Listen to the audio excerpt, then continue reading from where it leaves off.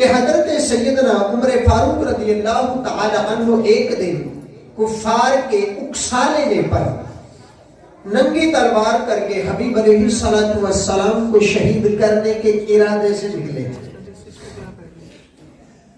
راستے میں آپ کے خاندان کے ہی ایک مسلمان جو نو مسلم تھے ان کو آپ ملے، نعیم بن عبداللہ ان کا نام تھا۔ انہوں نے فرمایا عمر کہاں جا رہے ہو؟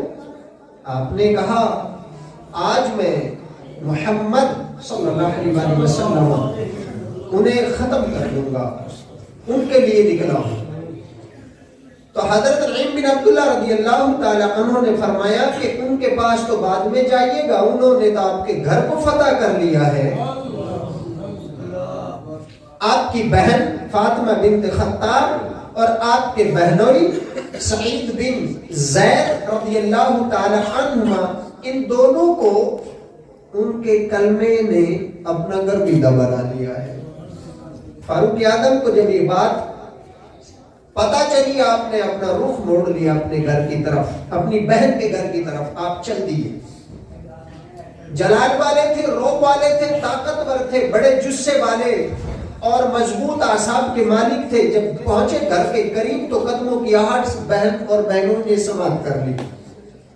اس وقت ان کو سورہ طٰہٰ حضرت خباب بن ارطہ رضی اللہ تعالی عنہ پڑھا رہے تھے۔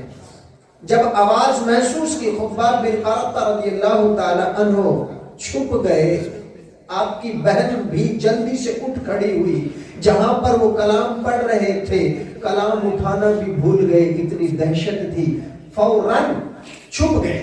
فاروق اعظم رضی اللہ تعالی عنہ اندر آئے، پوچھا کیا کر رہے تھے؟ آپ کے بہنوں نے جواب دیا ہم کچھ نہیں کر رہے تھے۔ آپ نے کہا میں نے کلام کی آواز سنی ہے، کچھ پڑھا جا رہا تھا، میں نے سنا ہے تم مسلمان بھی ہو گئے ہو۔ اب یہاں پر ذہن میں رکھیے گا، اسلام کی بات آئے تو پھر لیل و لیل سے کام نہیں چلتا، پھر سینہ تان کر انسان اپنی حق کی گواہی دیتا ہے۔ یہ اسلام ہم پر لازم کرتا ہے۔ ہمیں اسلام یہ نہیں کہتا کہ آپ صرف صلح کی طرف چلے جاؤ، اسلام صرف قوت مدافعت کا نہیں کہتا، اسلام یہ بھی کہتا ہے کہ جب کفر تمہیں للکارے، کفر تمہاری آبرو پر حملہ کرے، کفر جب تمہاری عزتوں کو مٹانے کے در پہ ہو جائے تو پھر دفاعی قوت کا استعمال نہیں بلکہ غلبے کی قوت کا استعمال کرو۔ آپ کی بہن نے ببانگ دوہل اعلان کیا، ہاں تو جو سن کے آیا ہے وہ سچی اور حقیقت بات ہے، میں نے بھی کلمہ طیبہ اس حبیب کا پڑھ لیا ہے، میرے شوہر نے بھی پڑھ لیا ہے۔ اتنی بات سننا تھی کہ زور کا تھپڑ منہ پر لگایا، جس سے آپ کی بہن کے بالیاں جو کان کی بالی تھی وہ بھی ٹوٹ گئی، اس سے آپ کی بہن کا رخسار مبارک بھی زخمی ہوا، کان بھی زخمی ہوا اور ہونٹ بھی زخمی ہوئے، خون سے چہرہ سرخ ہو گیا اور اپنے بہنوئی کو مارنے لگے۔ آپ کی بہن نے زور سے آواز دے کر بتایا کہ جب ہم نے اسلام کا کلمہ پڑھ لیا ہے تو اب اس کو چھپانے سے ہم گنہگار نہیں ہوں گے۔ یہ اعلان جب ہو گیا، حضرت فاروق اعظم رضی اللہ تعالیٰ عنہ نے یہ جملے سنے، اپنی بہن کی جرأت اور حمیت کو جب سماعت کیا، آپ کا غصہ ٹھنڈا ہوا۔ آپ نے کہا مجھے بھی دکھاؤ وہ کلام کیسا ہے۔ آپ کی بہن نے کہا اسے تو صرف پاک ہی چھو سکتے ہیں، لا یمسہ الا المطہرون، پاکیزہ لوگ ہی اسے ہاتھ لگا سکتے ہیں۔ ہر پاک و ناپاک، ہر ایرے گیرے، ہر نتھو خیرے کا کام نہیں کہ اس کلام پاک کو، بلکہ اسے پاکیزہ لوگ بھی چھو سکتے ہیں۔ فاروق اعظم رضی اللہ تعالیٰ عنہ نے غسل فرمایا، غسل فرما کر اس کو کلام پاک کو سماعت کیا۔ جب کلام سنتے جا رہے تھے دل کی تختی سے سیاہی دھلتی جا رہی تھی۔ فاروق اعظم رضی اللہ تعالی عنہ نے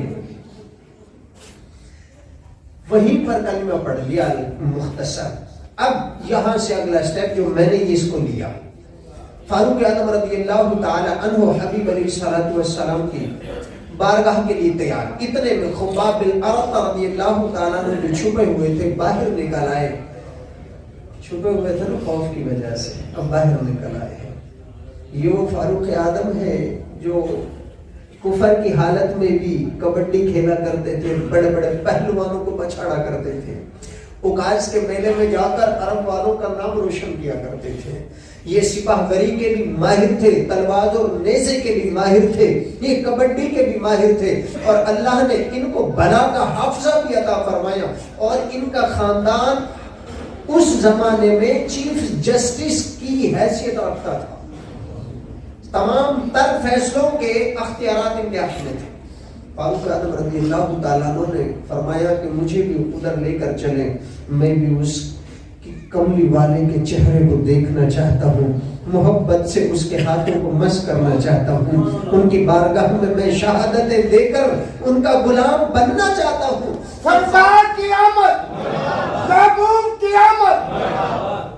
فاروق اعظم رضی اللہ تعالیٰ عنہ اس مختصر سے قافلے کے ساتھ حبیب علیہ السلام کی بارگاہ کی طرف چلتے ہیں۔ علماء نے یہ بھی لکھا کہ آپ کی ابھی بھی تلوار ننگی تھی، دروازہ نبوت علیہ السلام پر پہنچے تھے۔ 2 دن پہلے امیر حمزہ رضی اللہ تعالیٰ عنہ نے کلمہ طیبہ پڑھا تھا، حبیب کی غلامی میں آئے تھے۔ حبیب علیہ السلام ارقم بن ابی ارقم کے گھر میں تھے، یہ ادھر ہی پہنچ گئے۔ صحابہ اکرام میں سے ایک نے دوڑ کر خبر دی، آقا عمر آ رہا ہے، تلوار ننگی ہے۔